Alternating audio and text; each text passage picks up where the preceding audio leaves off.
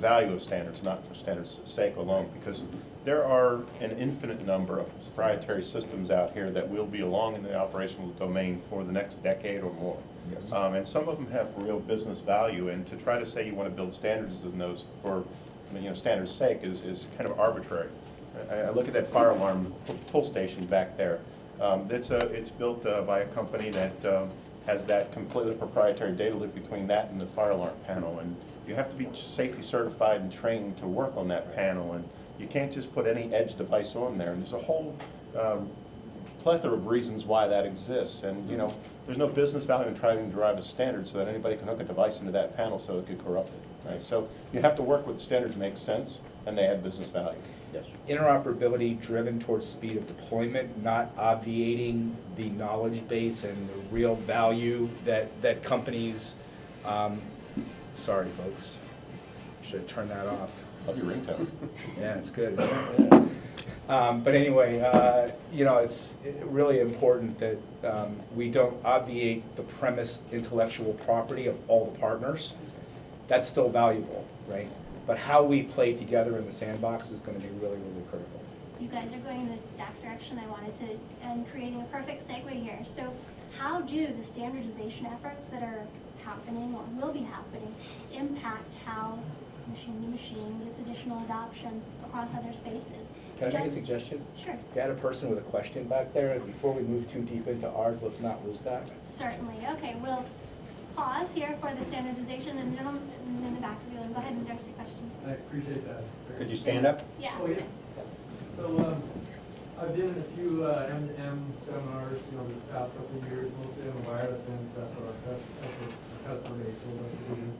We're a technology solutions provider that focuses just on wireless. Well, so far you guys have already said a lot more than I've gotten out of a lot of the M2M discussions, because you guys are talking about implementation and standardization, which I've really heard about. So my question, even before these canned questions came up, was I was at a AT&T developer conference a couple weeks ago, and they were talking about, well, we've got APIs, that you can use to develop, that are AT&T, specific. And when you were talking about Intel's implementation, are you talking about like an API type of interface?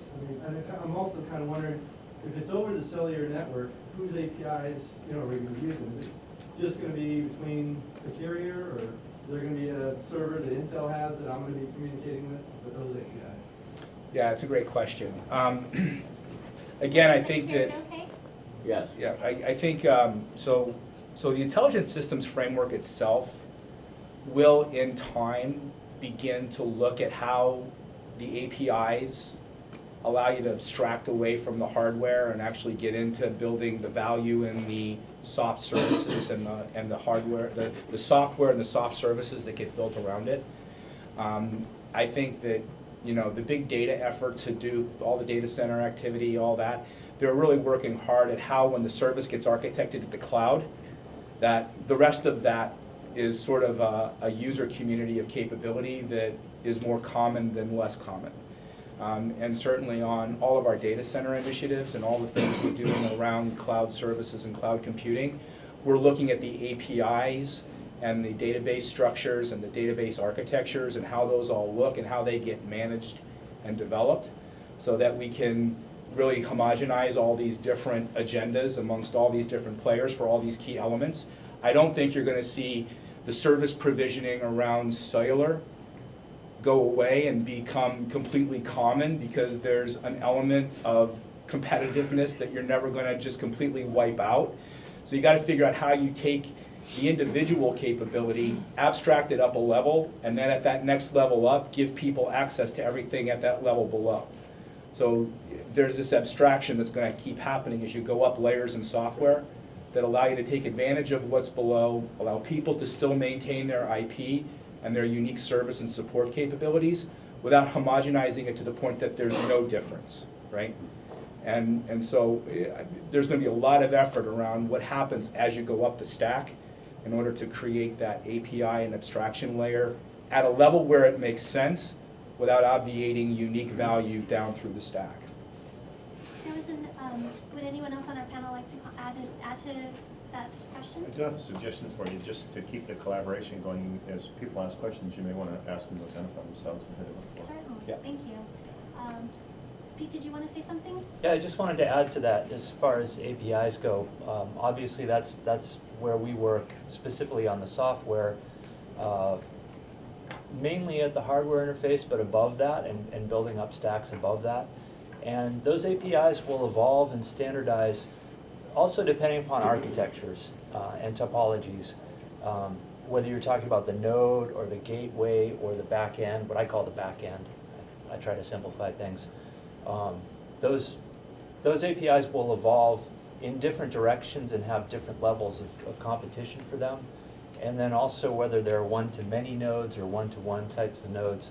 So they'll fall out and evolve also on an industry basis, whether they require safety, what types of overhead authentications oftentimes have to propagate along a connection train, for instance.